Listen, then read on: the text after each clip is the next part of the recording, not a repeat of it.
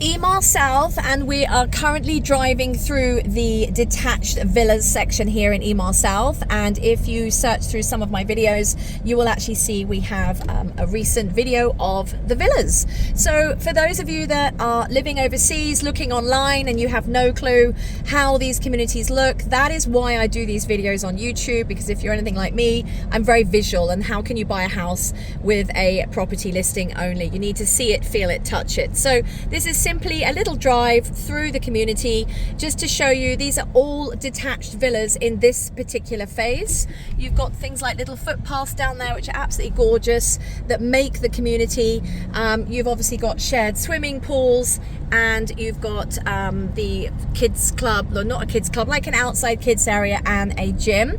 So why these villas are so in demand is because we're on top of the 18-hole golf course, and I do actually have a couple of villas for sale on top of the golf course. And quite frankly, the prices are so reasonable right now, considering in the center of Dubai today you would not get a full golf course facing villa for less than 13 million dirham.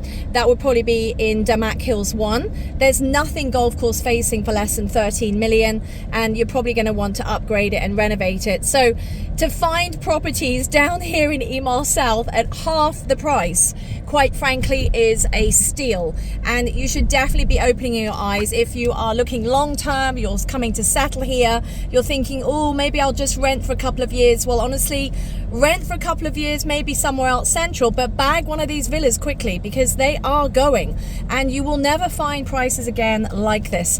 By the way, in the bottom of this video, I'm actually writing the prices currently that are available in Emaar South. So we have townhouses here, we have semi-detached villas, we have detached villas, and we have golf course villas. A lot of these are ready, like the ones I'm driving around here. For example, these villas on this part, they're all facing the golf course as well, and I do have those for sale.